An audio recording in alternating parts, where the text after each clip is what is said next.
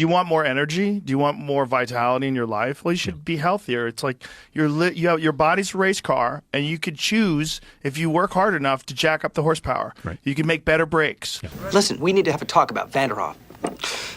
The fact is, he's the sponsor. And you signed a contract guaranteeing him certain concessions, one of them being a spot on the show. Well, that's where I see things just a little differently. Contract or no, I will not bow to any sponsor. What's going on, everyone? Jeremy here from The Quartering. I hope you're having an absolutely wonderful day. Interesting little bit of Joe Rogan drama going on. Also, is he about to get, his latest guest may have Christ pilled him. It seems like Joe has been closer and closer to finding religion. This is somebody who basically has been atheistic. I don't think he's an atheist. I think I can't say for sure. I don't really pay attention to that stuff about people. But now he's questioning a lot of interesting things. Also, his fans are salty with him for having the sheer audacity to run ads. Now, I do understand. Believe me, I understand. I'm giving you all videos today. Not a single one of my videos. I'm not doing any ad reads today. I know I've been doing a lot of them, but it's January, and there's lots of staff to offset their cost when January ad rates are terrible. But I know certainly that it's a delicate balance in terms of ad reads, and I think that his fans may be overreacting just a little bit. Let's get into all the news around this. Greedy little man. Joe Rogan under fire despite $250 million deal as fans enraged for breaking JRE promise. Back in 2017, when Rogan took a dig at U.S. President Trump for being greedy, no one would have thought the UFC commentator might pursue the very same path. When Rogan signed his $250 million deal with Spotify in February 2024, everyone knew that once a staunch critic of capitalism was now embracing profit-driven system like a pro. However, Joe's not the only one to be blamed for switching his stance either. The JRE was an exclusive podcast on Spotify, but now that that's not the case after 2024, the Spotify and Rogan deal. With the Spotify Rogan deal. Now, Joe Rogan's podcast is easily accessible on other streaming platforms like YouTube, Apple Music, Amazon, etc. Spotify CEO Daniel Ek sensed very early that exclusivity might not be the way to move ahead. That's a path we see going forward on more of our deals. People don't want to be exclusive to a platform. You know, the closest thing you'll get to an ad from me in this video is like, look how hard I support Rumble. I prefer everyone follow my channel, watch my live stream, at least watch my live streams on Rumble. Download the Rumble app, follow The Quartering, watch my live streams. But even in my deal with Rumble, they didn't ask me, they didn't say I had to quit YouTube. They didn't say I couldn't upload videos to X or, BitChute or anywhere else. They didn't say that. They knew. However, Joe is not only the one being blamed for switching stance. Oh yeah, I got that. That's a path we see going forward. To make the deal profitable, JRE has started doing unskippable ads as of January 2nd. Rogan's podcast. Now, this is a podcast that is over 3 hours long. Okay. Rogan's podcast includes a few ads at the beginning of an episode and once or twice mid-episode. Now, mid-roll ads, people don't love. But I find like my viewers are more accepting because they know it's supporting the channel. Maybe your average viewer, you guys are definitely, even though you give me the business, if I get too many ads, you all are pretty understanding because you know the way it works.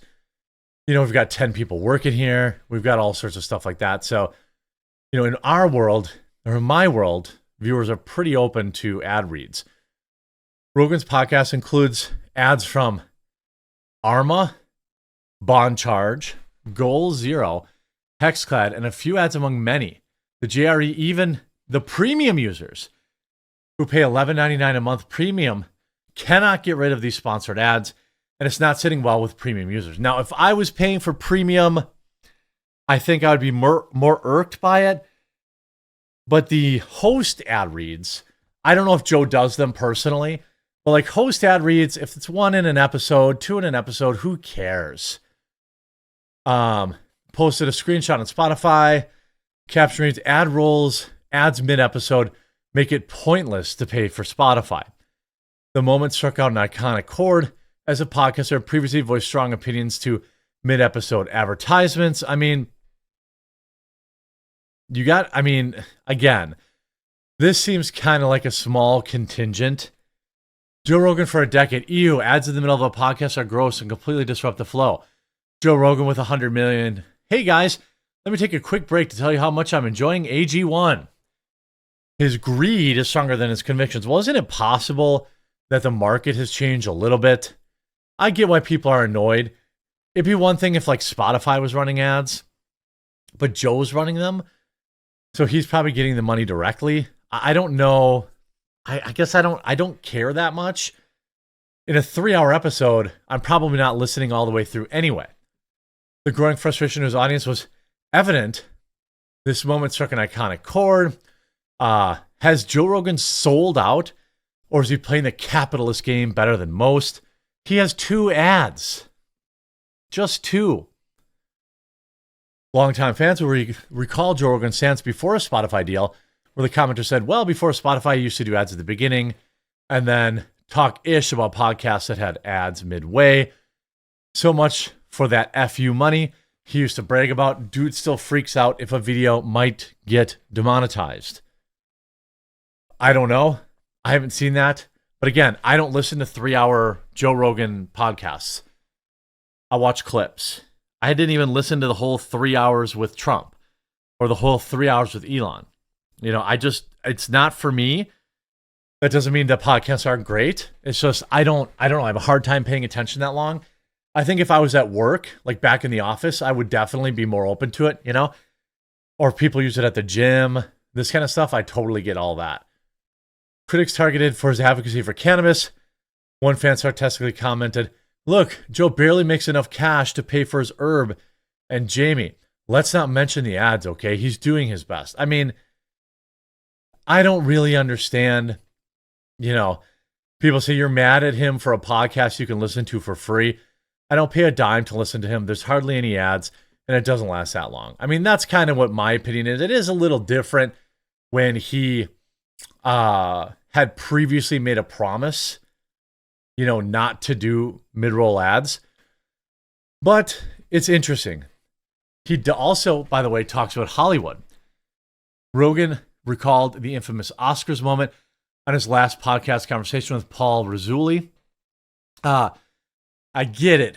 That helps your movie sell if there's an Oscar Academy Award winner. And I get that people are celebrated for great work. I get all of that, he says. It's awesome, but it's also gross. When it was revealed to be gross when Chris Rock was on stage, Will Smith did what he did and still won an Academy Award, getting a standing ovation after he attacked a guy in front of everybody. It just shows you that there's no ethical, moral structure in the way that these people are living their lives. He pointed out the thin line that separates art and entertainment and how things tend to get shallow and contrived because of it. Paul Razzulli, who also is an American conservationist, pointed out that this was a case of group hypnosis, where in this case, the audience didn't know how to even react and just went along with the incident like nothing ever happened, he said. But it's also like group hypnosis. If that happened in any other situation, everyone was like, I just don't know what to do while clapping. I mean, I would say, based, Hollywood, is disgusting. But he also apparently talking about the ads, I thought was ironic. Joe Rogan slams scene in popular action thriller John Wick, calling it offensive. I was watching John Wick, and it's every 5 minutes you're bombarded with nonsense. They stop the show and give you 5 minutes of nonsense, just nonsense and side effects. You're watching a movie like John Wick. Rogan said the person's trying to relax, distract them for a while. This means when these pharmaceutical commercials come on, a person is more pliable to marketing. I mean, yeah, he doesn't like ads, but I don't think that means he can't have 2 ads. Sorry, I got that one out of order. But here's an interesting thing. Here's Wesley Huff saying Jesus condemns moralism. And this is an interesting take. Why is this so quiet? In that he sees Jesus as an archetype. And I don't think actually even Jesus gives you the opportunity to see him as the archetype. Because I have this love-hate relationship with all of Peterson's stuff, because he seems to get so much right where he walks up to the line, but he doesn't want to cross over. And is the crossover, you think, connected to a life in academia? Or No. What do you think it is? I wonder, and I'd love to talk to him about this, like how do you remedy this issue that, because he seems to think that the concept of Jesus as an example is more important than the actual flesh and blood first century itinerant Jewish preacher who was crucified and rose from the dead physically, which is the claim of the Gospels and the rest of the New Testament. That's an example for us to look on and live by. But I actually think that Jesus condemns moralism.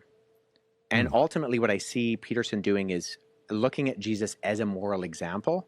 And if Jesus is nothing but a moral example, then you can save yourself and you don't actually need a savior. And so I think actually Jesus would have critiqued that, because Jesus was very against moralism. And how do you define? Then you see this. Joe Rogan raises serious questions about the Big Bang Theory. It's interesting to me that there are certain things that we think of in terms of like unexplained phenomena that we'll accept because we have some sort of a scientific definition of what this unexplained phenomena is, like the Big Bang. I mean, and you can say that there's theories. It's not completely unexplained. They kind of get it, but you kind of don't. Something that's smaller than the head of a pin that becomes the entire universe that we say is pretty fucking crazy. Yeah. You know, and just to say that just happened, and you don't really, I know you don't want to say you don't know, but you really don't know. There's no way you can know. It's not really possible to know. There's no like working theory where you can convince me that the whole universe gets compressed into something smaller than the head of a pin and then instantaneously becomes everything that you see. Well, I think that's why you see natural materialism being woefully inadequate to really explain the ultimate worldview questions that we have. Just the universe itself, right? Just what we don't know enough. Maybe we one day will. Maybe these, sentient AI systems that we're going to create with quantum computers are going to be able to figure things out in a way that we can't. But at the end of the day, you have one miracle. You have the Big Bang. All of science agrees this happened.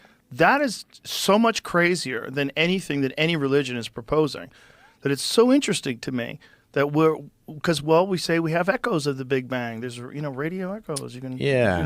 Yeah, but also if a miracle did take place, like let's assume that there is actually a higher power that occasionally interacts with human beings.